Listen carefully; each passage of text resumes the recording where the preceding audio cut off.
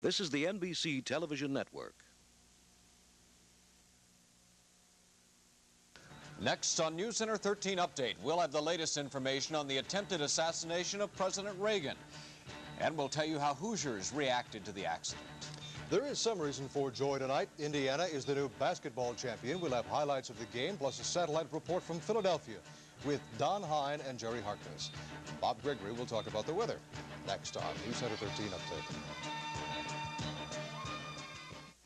WTHR, Channel 13.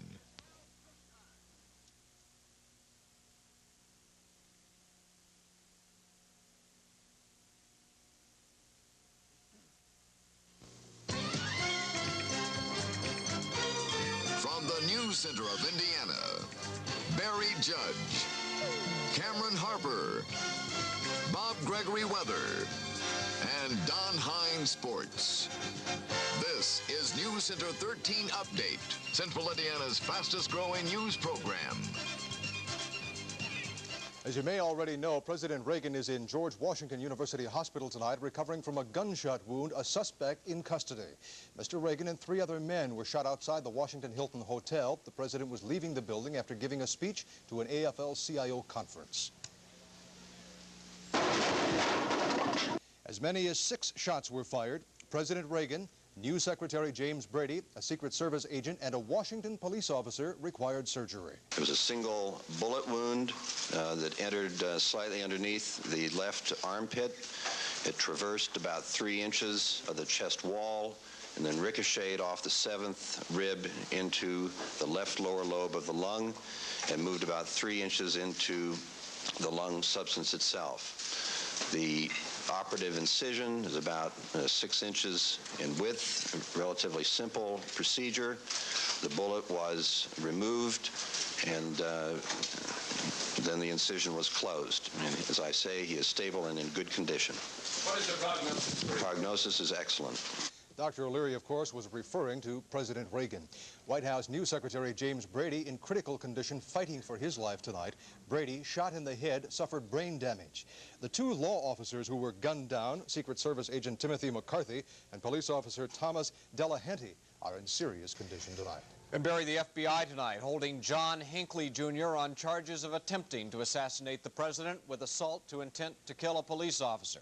Hinckley is to be arraigned tomorrow. He had no prior police record that we know of. 25-year-old Hinckley, who grew up in Dallas, now lives in Evergreen, Colorado. That is southwest of Denver in Jefferson County, Colorado. The assailant's weapon, a .22 caliber handgun, was recovered at the shooting scene. The investigation indicates only one gunman, the man who fired the shots. He'd been standing next to a television photographer about 15 feet away from the president. The head of the Indianapolis Secret Service office says that it is not unusual for the public to be as close to the president as the news media. Patrick Steele, a 25-year veteran of the Secret Service Department, reviewed tape today of the shooting with News Center reporter Mike Lawrence. Steele says that there is no hard and fast rule regarding access to the president. There isn't a rule. Physical boundaries would play a part of it. Also, intelligence information. If we have a situation that we have heard of or we know of or something that's going to happen, everything is very flexible and each situation is different. So what is the bottom line with a person like this who apparently has no history of violence or mental problems that would bring him to your attention? You can't perfectly secure the president from someone like this. Is that the bottom line? The bottom line is that no, we can never perfectly secure it, not in the state that we're working with. As long as we are dealing with an area where the president is not a monarch or not a dictator and where he has contact with people, it's part of the presidency. And I don't see where the president of the United States is going to back off from the public. Would you like him to? Your job's to keep him alive, not to keep him getting elected. Oh, from a personal standpoint, from a selfish standpoint, sure, we'd like to have a complete vacuum where the president never left the White House. But that's not going to be the way it is. Upon hearing news of the assassination attempt, the Senate adjourned with a prayer for the president's recovery. Indiana Senator Dan Quayle retired to his office to follow televised reports of the shootings, and that's where News Center 13's Washington Bureau caught up with him. My reaction is one of sadness. Our prayers are with the President, his family, and others that are involved in this incident. I think it's time for the American people to unite in prayer. Our nation has been through other senseless, tragic events. We have endured the past, and we will endure today and the future.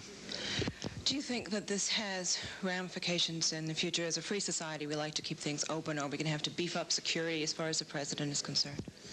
Well, security is very important. I don't really know if there'll be any great changes. We do have a free society, and that's really what makes this country great.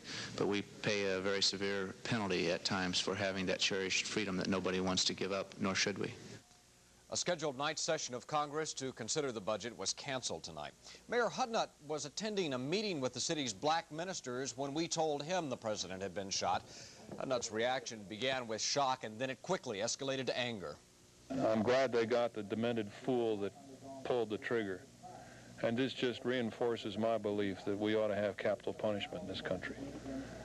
And that when a public leader is assassinated, when a law enforcement officer is killed in the line of duty, that the death penalty ought to be asked.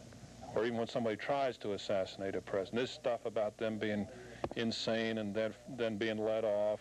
Or look at my friend George Moscone out there in San Francisco. He's cold in the grave. The person that killed him probably be out in a few years. I think there's something wrong with the society. Governor Ward called the shooting an outrage, but he said he hoped the incident won't have a negative effect on America's freedom of access to the president. Less than an hour after the shootings occurred today, word of the attacks began circulating through local shopping centers. An elderly man and his wife stayed very close to their radio to get details, but other people were moving around, unaware of the assassination attempt. Take it very much to heart, and our prayers will be with him for full recovery. We're sorry it happened. Thank you. Are you aware that the president has been shot? No. We've been on the road. Oh, my.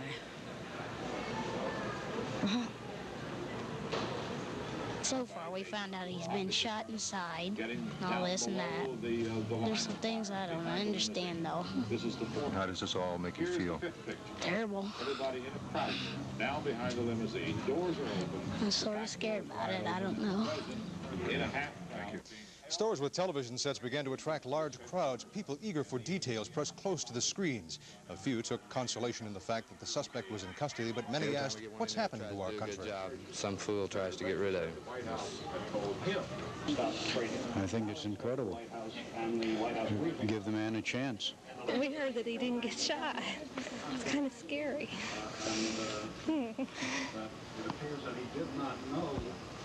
It's kind of sick if you ask me. Oh my God. You are telling me the truth. Yes, ma'am.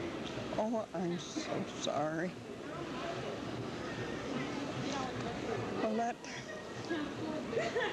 I don't know what to say. I don't know what to say. Thank you. With the prognosis good for the president tonight, we can give you some other news that is good news for Indiana. Indiana University tonight, the new NCAA basketball champions. A game in Philadelphia that saw Indiana come roaring out in the second half. The final score, 63-51. And we've got Jerry Harkness, Don Hines standing by live in Philadelphia. We will be talking to them a little later on in this newscast. So there is a bright spot today. The prosecutor's office has named the Indianapolis police officer with Nazi ties. We'll tell you more about that. And also, two Indiana locals, coal mining locals, cannot agree on the coal miners' contract. That report is coming up in a moment.